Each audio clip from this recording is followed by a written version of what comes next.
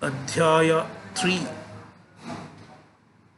Shloka 41.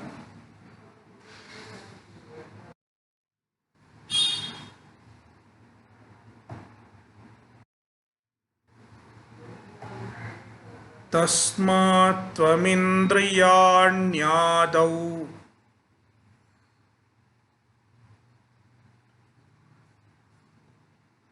niyamya bharatarshabha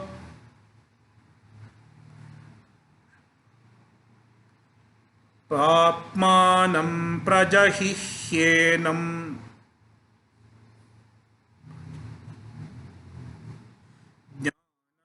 jnananashanam.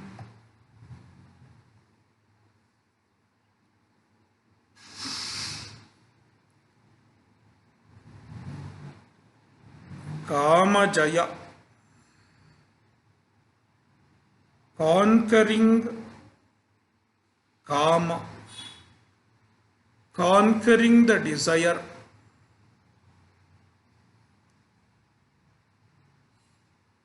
We have seen how Kama is an enemy,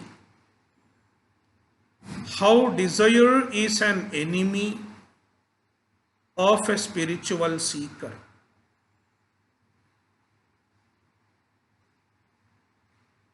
If desire is an enemy,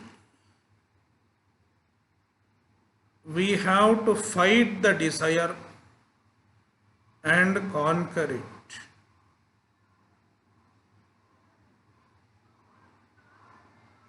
How to conquer Kama? Bhagavan is answering in the last 3 verses of this chapter.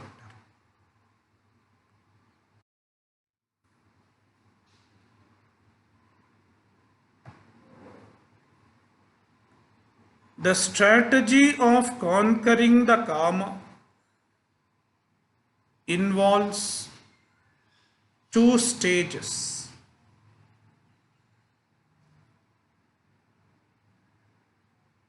It can be understood like a treatment. When someone has an injury, the first level of treatment is called first aid.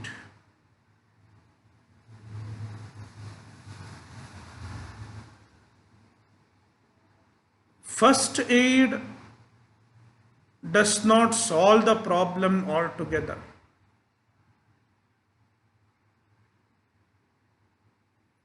Then what is the purpose of first aid? The first aid is needed to manage the problem.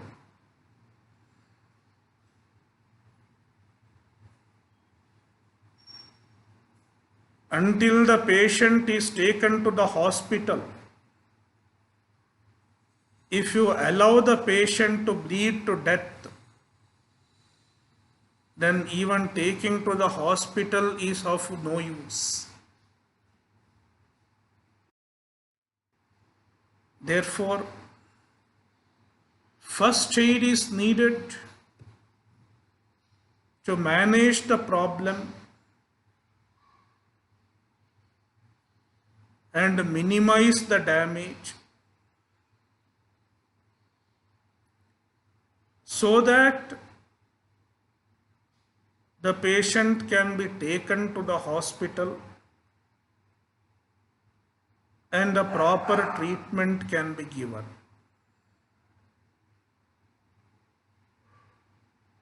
Therefore, first aid acts as an intermediate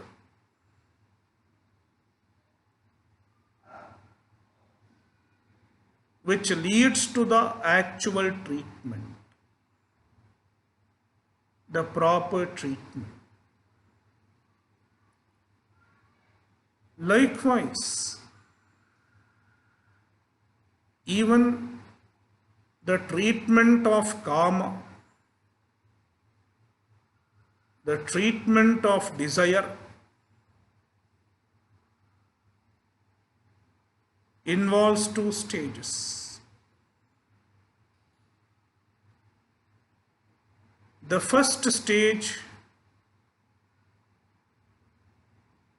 is called Indriya Niyamanam, restraint of the senses, disciplining the senses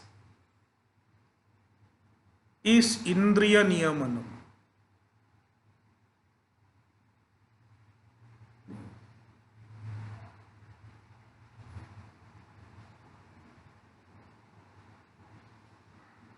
Restraining the senses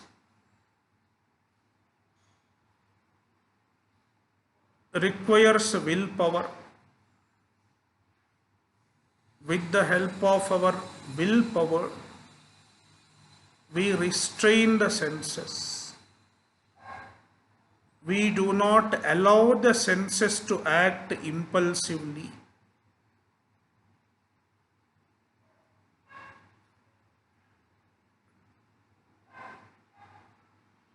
We cultivate self-discipline. This is the first stage of spiritual pursuit.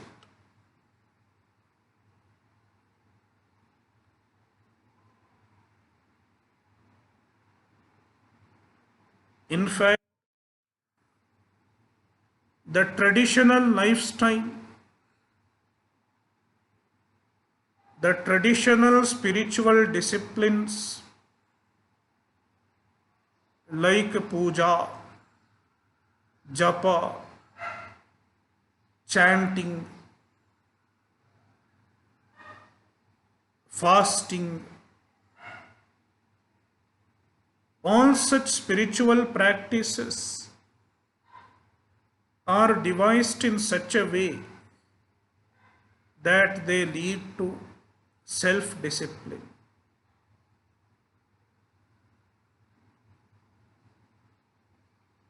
Nowadays, it is a fashion to say that we don't believe in rituals. We don't believe in puja. Even the Vedanta students say that sometimes. But if you look at our rituals, they are not just rituals.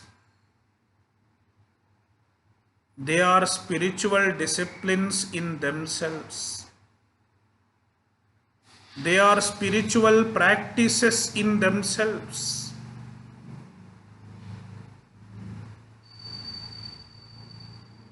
Whether it is puja or chanting of the Veda or chanting of the Vishnu Sahasranama,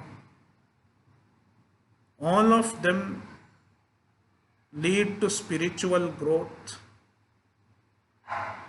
They are useful in cultivating self-discipline. They are useful in managing and mitigating our natural impulses. Therefore, the traditional lifestyle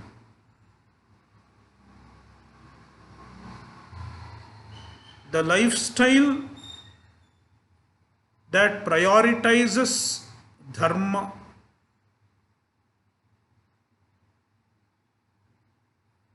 the traditional lifestyle is a lifestyle that prioritizes dharma over one's likes and dislikes.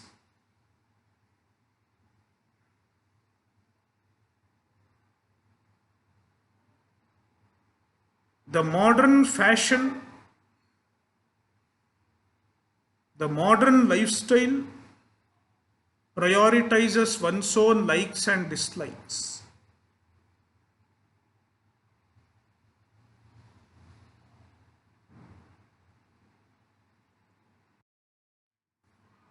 Whereas the traditional lifestyle prioritizes dharma over likes and dislikes.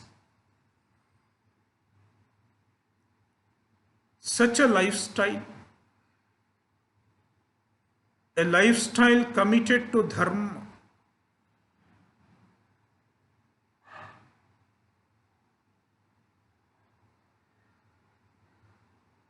is very useful. It serves the purpose of managing the desires and mitigating the desires up to certain extent.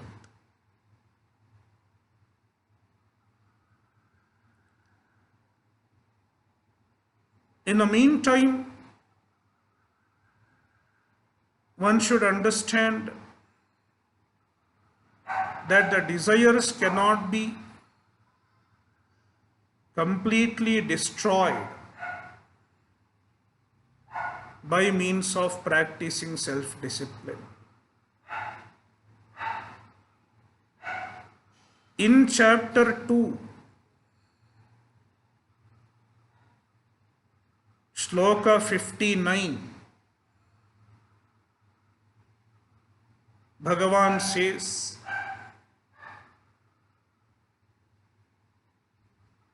that despite self-discipline,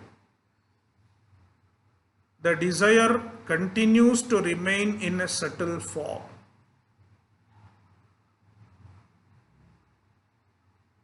Vishaya vinivartante niraharasya dehinaha rasavarjam rasopyasya parandrishtva nivartate.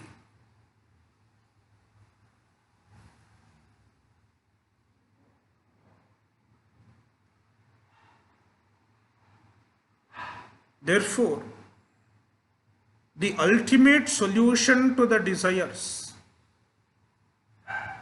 is Atmajnana.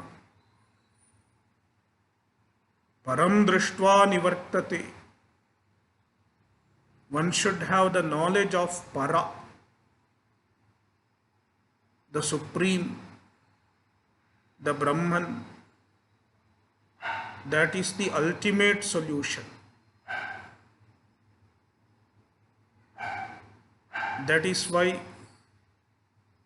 I said the first level of solution is the first aid.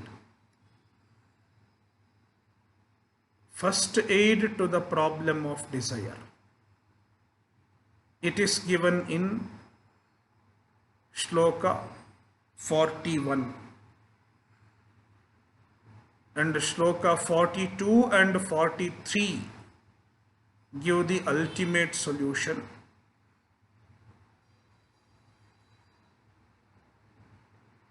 Then why 41 is needed? Why the intermediate solution is needed? Because without going through this solution, one cannot reach the other solution. Without first aid, one cannot reach the hospital in most cases. That is why Shloka 41 gives the first level of solution of desire management.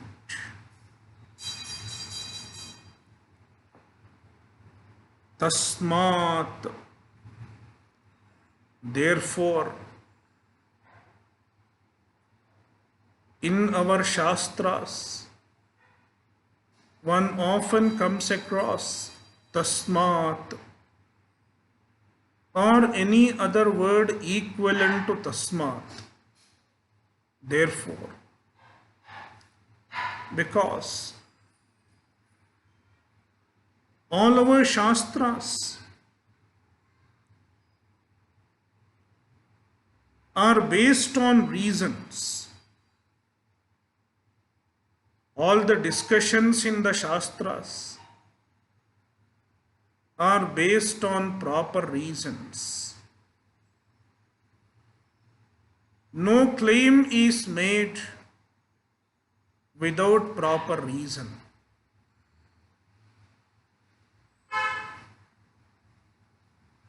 When something is told, one can always ask, what is the reason?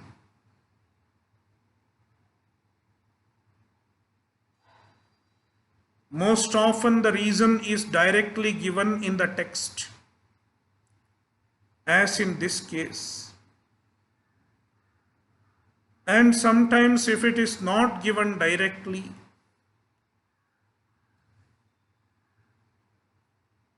we should be able to make out the reason.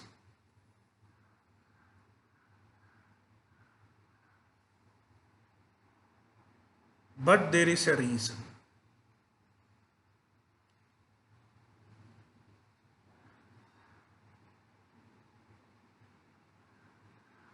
So here, tasmat, therefore.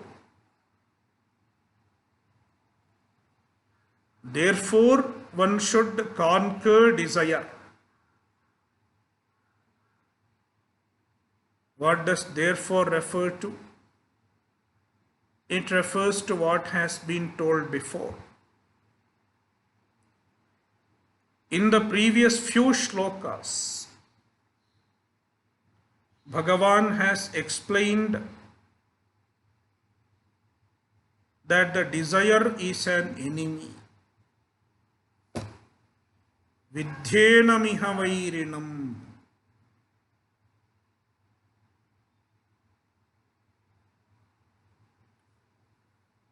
Kama is an enemy. Therefore, tasmat. Therefore, it has to be conquered. Therefore, it has to be destroyed. He Bharatarshabha, the greatest among the descendants of Bharata, Bhagavan is addressing Arjuna. O greatest among the descendants of Bharata,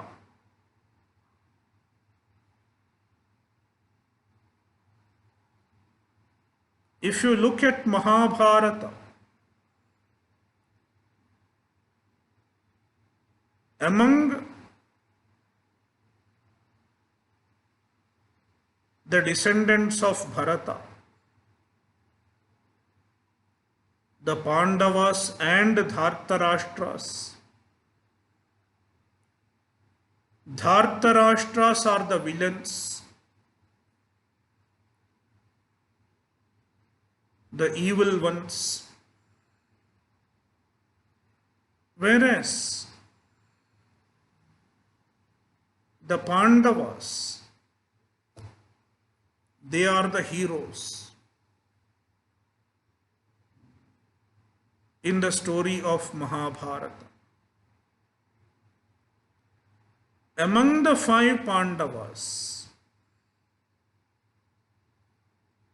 Arjuna is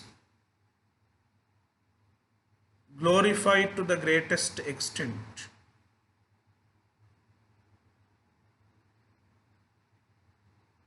Arjuna is great in terms of valor, in terms of the ability to fight.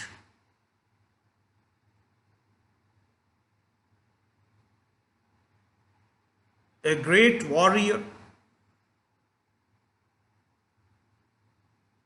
On many occasions in Mahabharata, Bhishma says, while fighting with Arjuna, Bhishma himself says that nobody can conquer Arjuna.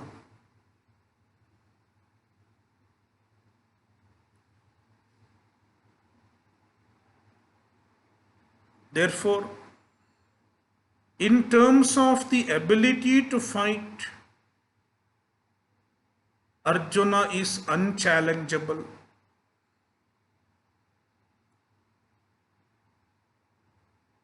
Similarly, Arjuna is great in terms of bravery. He is very brave, bold,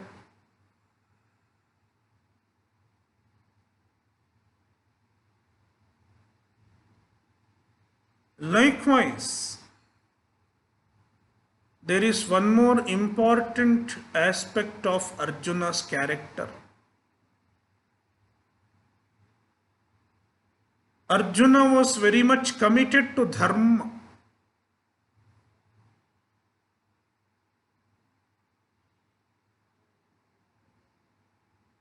Among all five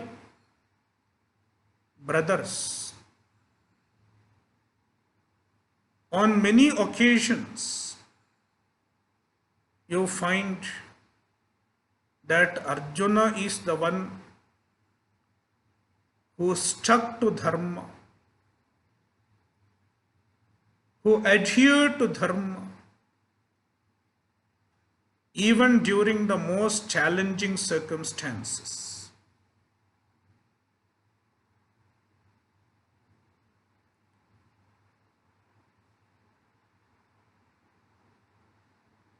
There is an occasion in Mahabharata when Arjuna had to take a very difficult step.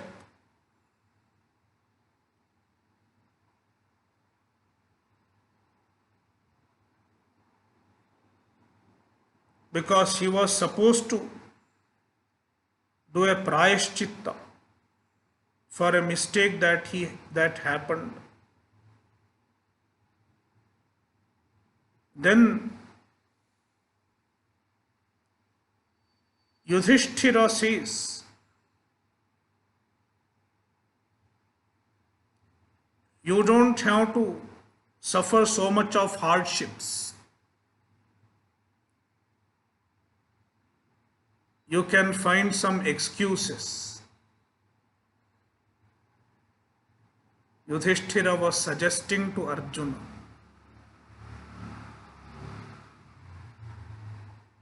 But then Arjuna makes an important statement. Na vyajena charet dharmam. One should not compromise with the dharma. One should not find lame excuses to avoid dharma.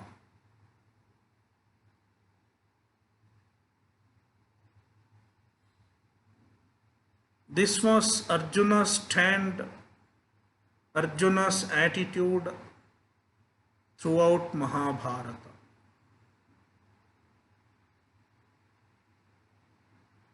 Even during challenging circumstances, he did not give up dharma.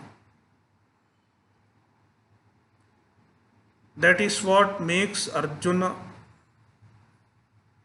the greatest character of Mahabharata. Therefore, Bharatarshabha, O greatest among the Bharatas, greatest among the descendants of Bharata,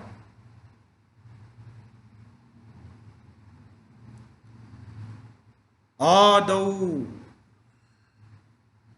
in the first stage, that is what I said, the first aid.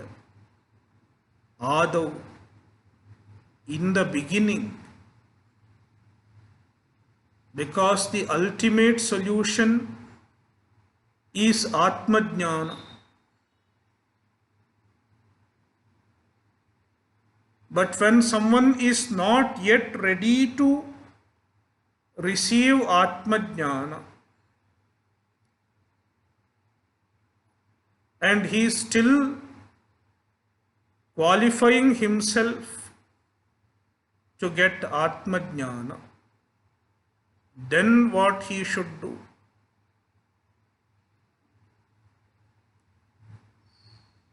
Adau, in the beginning,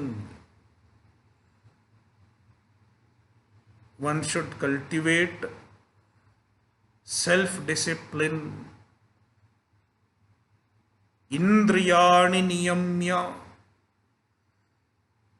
restraining one's senses, gaining mastery over the senses.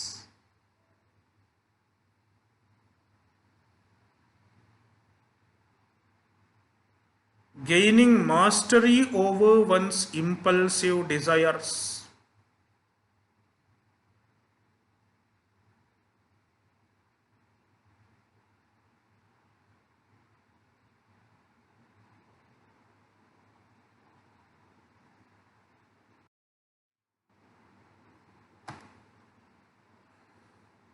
It involves restraining oneself.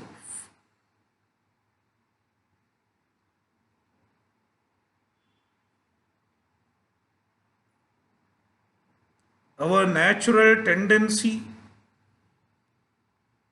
is to eat what we like when we like. Let us consider even the habit of eating.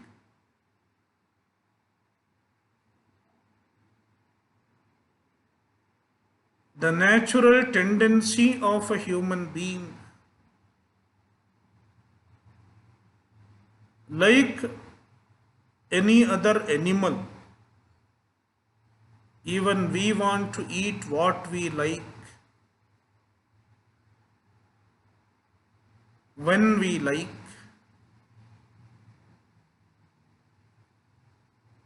But then we have a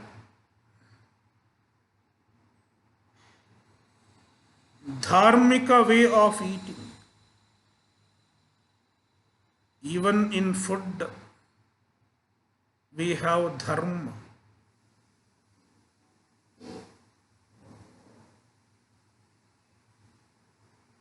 We observe certain restraint.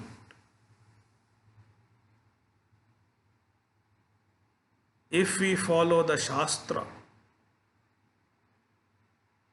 if we follow the tradition,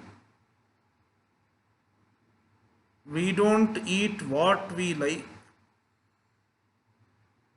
There are certain restrictions. You eat certain types of food and you don't eat certain types of food.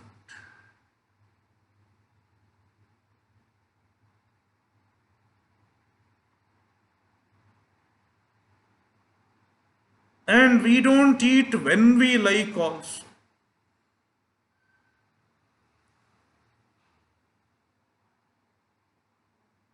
The traditional way of eating is not to eat when you like. Even as far as the timing of eating is concerned, there is a discipline.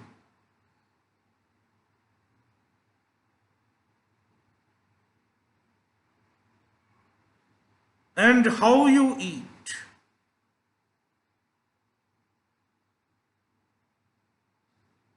Even when we eat, we do prayer. The food is purified with certain mantra. And it is offered as ahuti, as offering to the Ishvara in our stomach. Aham Vaishvanaro Bhutva प्राणिनां देहमाश्रितः प्राणापान समायुक्तः पचाम्यन्नं चतुर्विधम्. The Ishvara is present as the Jaఠaragni in the stomach, and we offer the food to the Ishvara in the form of Jaఠaragni, and that is how a dharmika person eats.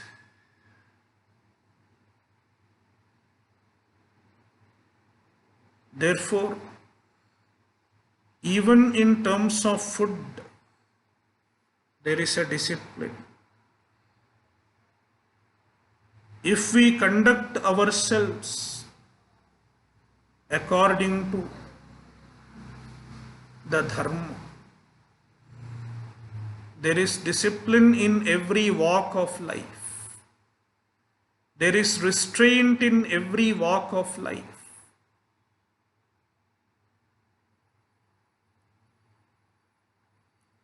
And that is what leads to self-discipline.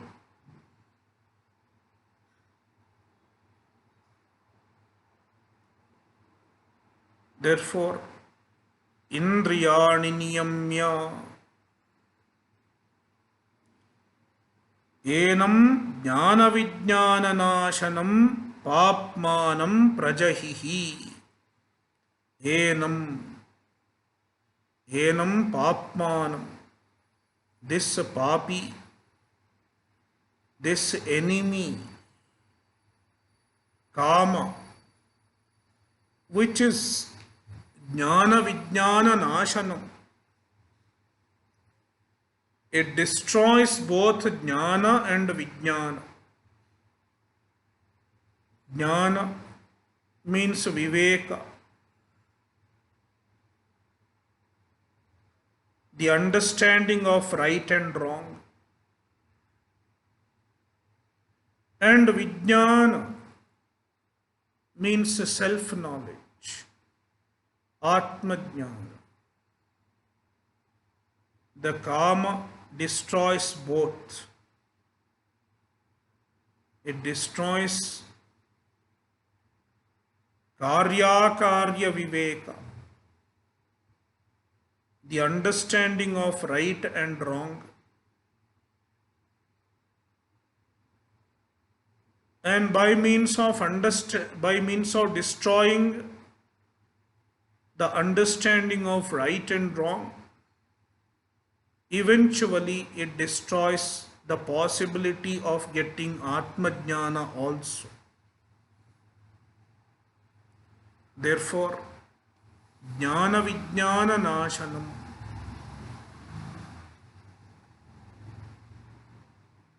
The desire acts as a roadblock in the pursuit of atma-jnana. That is why one has to work in the direction of conquering desire, managing desire. Therefore, papmanam prajahihi. Give up the desire.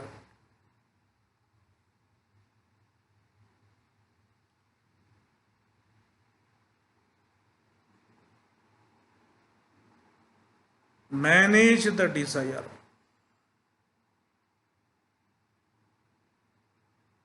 So that is the first step. It will reduce the desire up to large extent, but it will not destroy the desire altogether. It is not a permanent solution. the permanent solution is going to be told. It is nothing but Atma Jnana. A jnani is absolutely free from desires, because jnana destroys even the possibility of all desires. Only jnana can do it. Only self-knowledge can do it,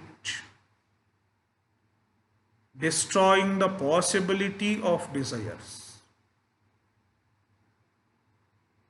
How does the self-knowledge accomplish this?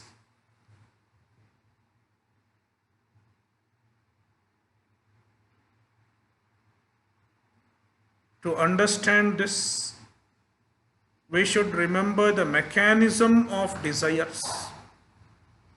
How desires arise. The desires arise because of ajnana, because of self-ignorance.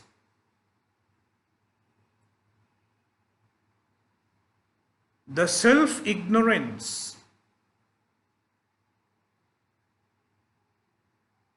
hides, veils our completeness, our true nature, which is Purna, which is complete.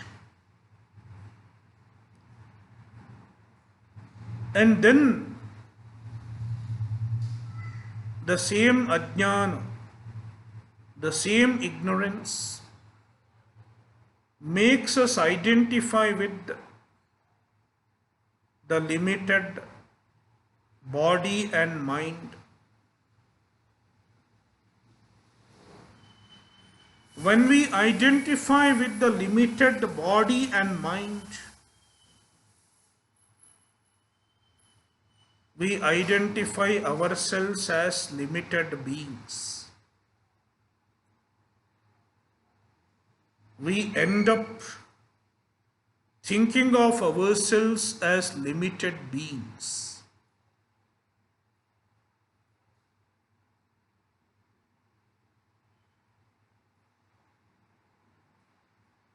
When we think of ourselves as limited beings,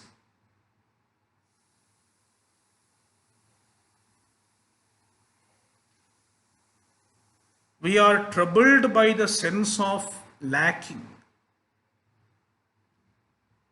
We are troubled by the sense of incompleteness. I don't have this. I don't have that. We have so many incompleteness.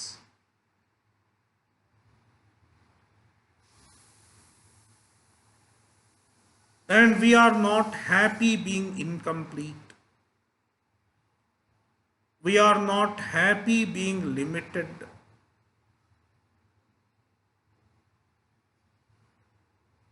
Because it is not our nature.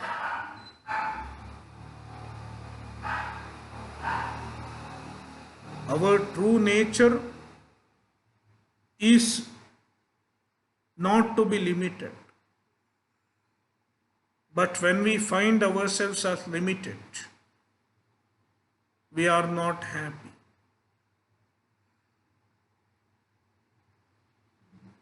We want to be free from limitations.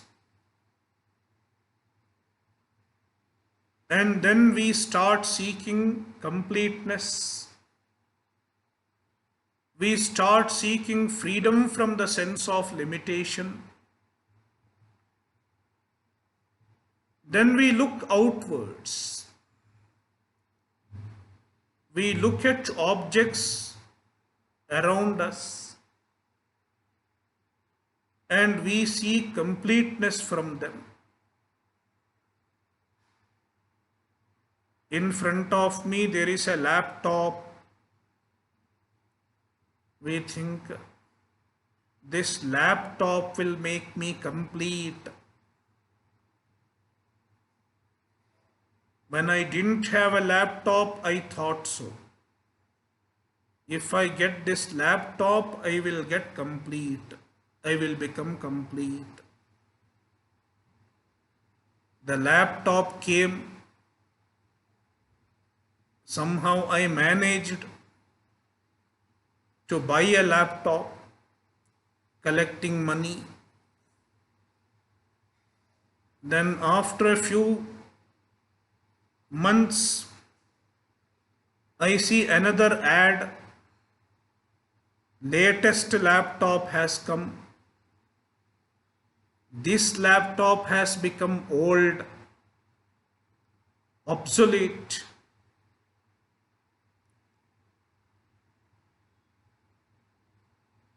So many new features are there. Then I am again incomplete. Without the new laptop, I am incomplete. So even the laptops are enough to keep us driving.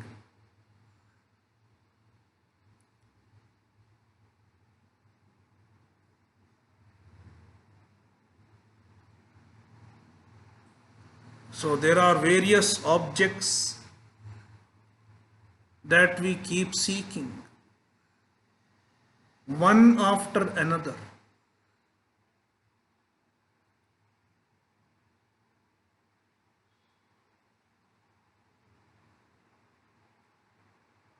That is the mechanism of desires. Desires are nothing but expectation of completeness from the object outside. Seeking completeness from the objects outside.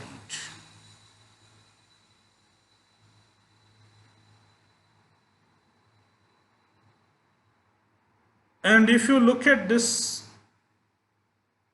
the primary cause of the desire is ajnana, ignorance, self-ignorance.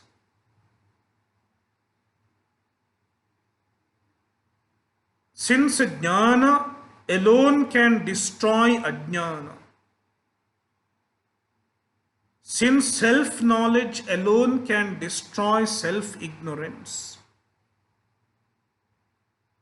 the only solution, the only true and permanent solution to that problem of desires is self-knowledge. That is why Bhagavan had said, Rasavarjam rasopyasya param drishtva nivartate.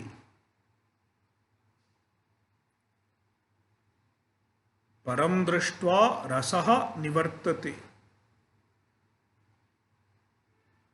After understanding, on understanding the para, the supreme, rasaha nivartate.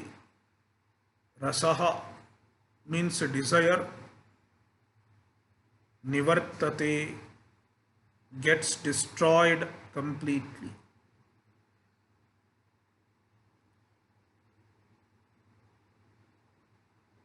What is the para?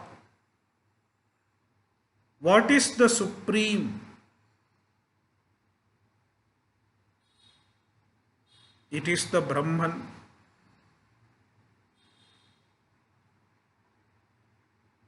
Brahman is the supreme, the para.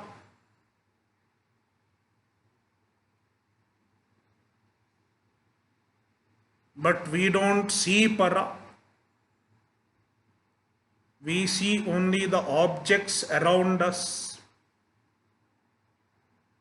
That is why, since we easily find the objects around us,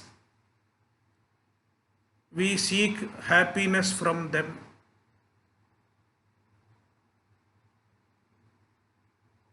We always seek happiness from what seems available to us. So we see the objects. We don't see the para because it is too subtle. It is ati sukshma.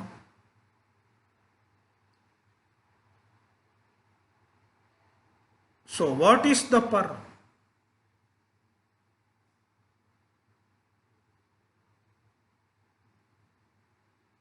In the next sloka, Bhagavan is leading us step by step, starting from what we see. We see the objects. Bhagavan takes us through a step by step analysis, step by step inquiry.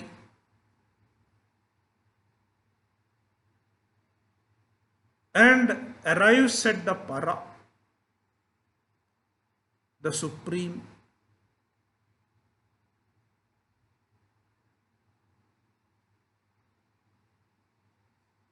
This way of teaching, this methodology of teaching is called Arundhati Darshana Nyaya or Shakha Chandra Nyaya.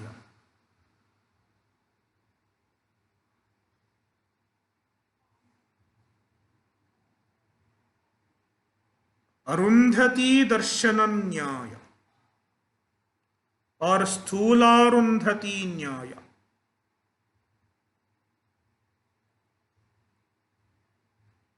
It is an example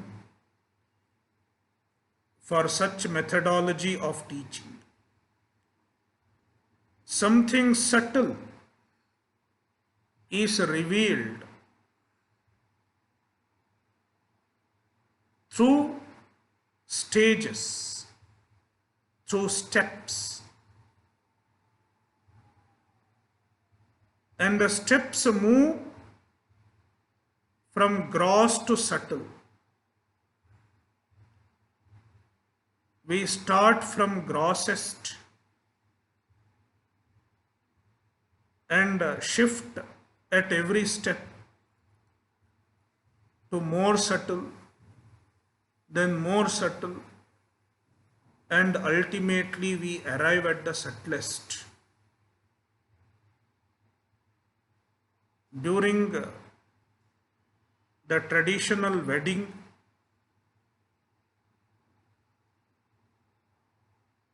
Vivaha, there is a custom, a part of the wedding ceremony. The groom, the bridegroom, shows the star Arundhati. Arundhati is a star. He shows a star called Arundhati in the sky. But this Arundhati star, it is not easily visible. The speciality of the Arundhati star is that it is visible to the naked eye. Though it is visible to the naked eye, one may not easily notice it because it is very small. There are many brighter stars. This is a very small dot in the sky, not easily noticeable.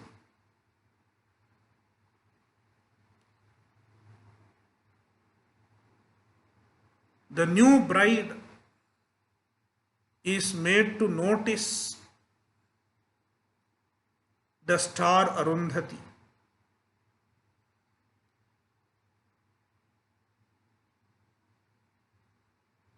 And how it is done?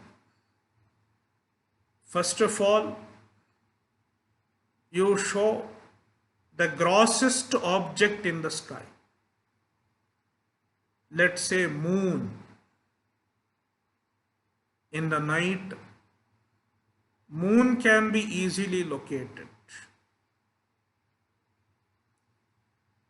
From the moon, you shift the attention to something which is smaller than the moon but still bright. For example, the pole star. Likewise, shift the attention to something subtler, then subtler, and take the attention. Slowly shift the attention to the most subtle Arundhati, the star Arundhati. That is how ultimately, through step-by-step process, the bride is made to see Arundhati. It is called Arundhati Darshana Nyaya. Then there is another example, Shakha Chandra Nyaya.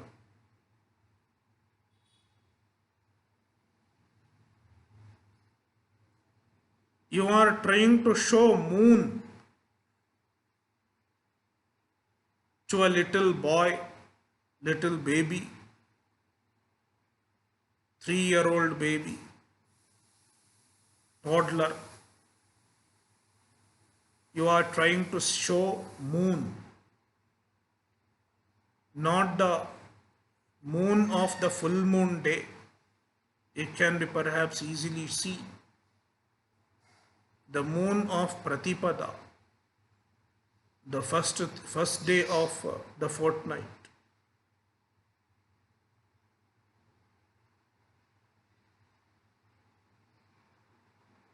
It is not so bright. So you want to show that moon. And the child does not look at the moon. Therefore, you show a tree to the child. Look at the tree, big tree. And the child looks at the tree. And from tree, shift the attention to a branch of the tree. Branch is called Shakha. Branch. From the branch, you take the attention, you lead the child's attention to the tip of the branch. And then at the tip of the branch, almost touching the tip of the branch, there is the moon. The moon as though touches the tip of the branch. Then you show, near the tip of the branch, there is a curve, crescent, and the crescent is the moon. That is how the moon is shown to the child. Likewise, Bhagavan is leading us through steps and making us understand the Brahman, the Atma, which is the subtlest.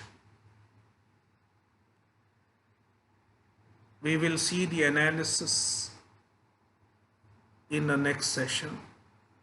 Om Purnamadah Purnamidam Purnat Purnamudachyate Purnasya Purnamadaya Purnamevavashishyate. Om Shanti Shanti Shanti. Harihi Om Shri Gurubhyo Namaha. Harihi Om.